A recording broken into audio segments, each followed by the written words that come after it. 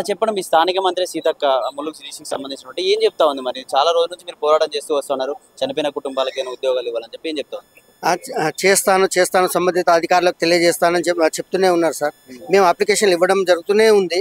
వాళ్ళు చెప్తామని రాసిస్తున్నారు కానీ అక్కడ పైన అధికారులు పట్టించుకోవడం లేదు.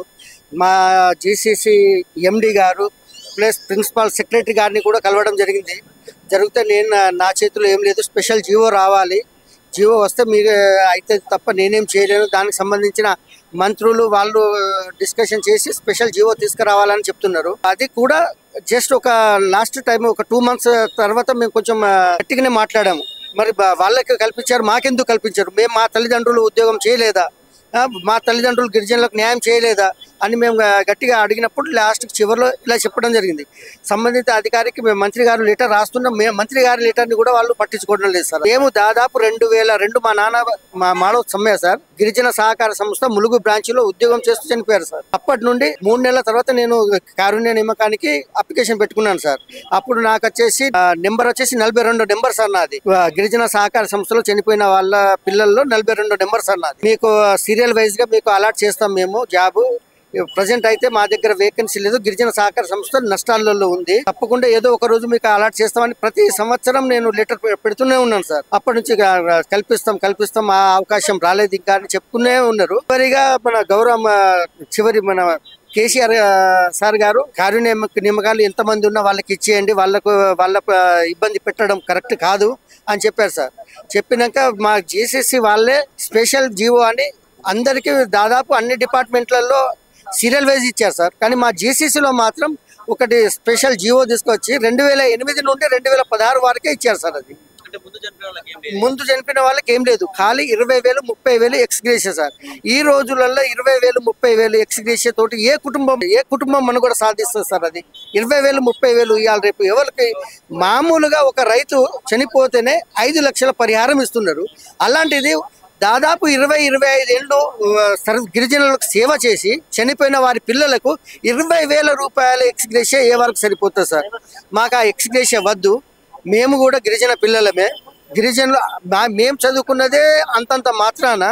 అలాంటిది మేము ఎంతో కష్టపడి చదువుకున్నాం సార్. మా తల్లిదండ్రుల హక్కు మేమేదో వేరే వాళ్ళ మాకు ఇవ్వమని అడగడం లేదు. మా తండ్రి అందరికి ఇచ్చినట్టు మాకు కూడా ఇవ్వండి, మా హక్కుని మాకు ఇవ్వండి అని గత 20 ఏళ్ళుగా తిరుగుతూనే ఉన్నాం సార్.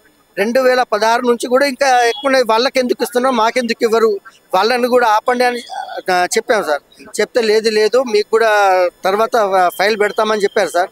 ఆ ఫైల్ పెట్టు లేదు, ఏం లేదు. అసలు ఆఫీస్ దగ్గరికి వెళ్తే మమ్మల్ని చూసి ఆఫీసర్లే ముఖం చాటేస్తున్నారు సార్.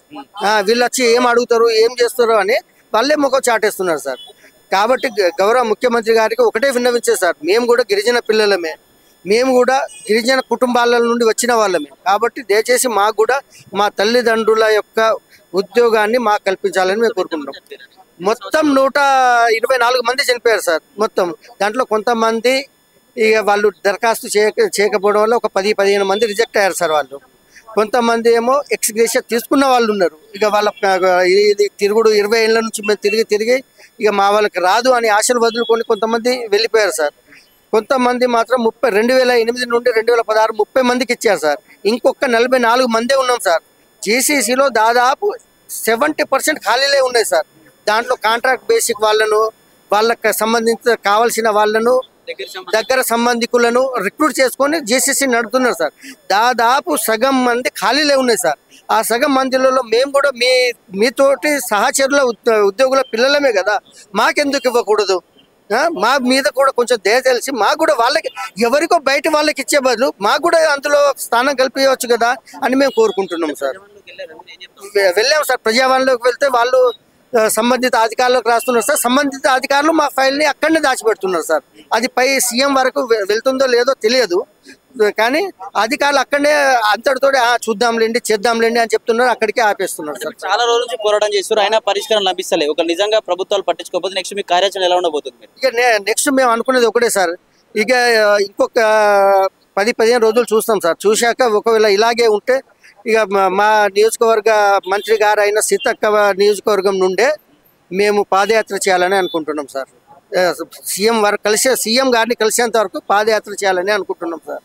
ఇక ఆ విధంగానైనా వాళ్ళు మమ్మల్ని గుర్తిస్తారు. అసలు ఫస్ట్ మేము ఒక మనుషులం అనేది గుర్తించడం లేదు సార్. అసలు మాకు అసలు ఏంటి ఒక 5 నిమిషాలు కూర్చొని మాట్లాడితే మా సమస్య ఏంది, మా ప్రాబ్లం ఏంది, అసలు 5 నిమిషాలు కూడా మాకు అవకాశం కలిపాడు. మేము ఎవరికి చెప్పుకోవాలో అర్థం కాదు. ఏమైనా ఇస్తే పేపర్ మా యొక్క అప్లికేషన్ తీసుకుంటున్నారు. ఆ అప్లికేషన్ చెత్త బుట్టలనే, నాకు తెలిసి చెత్త బుట్టలనే వెళ్తుంది తప్ప సంబంధిత అధికారులకు అయితే చేరడం లేదు సార్ అది. కాబట్టి దయచేసి మా యొక్క విన్నపం ఏంటంటే సీఎం గారు దయచేసి మా యొక్క సమస్యను పరిష్కరించాలని మేము కోరుకుంటున్నాం సార్.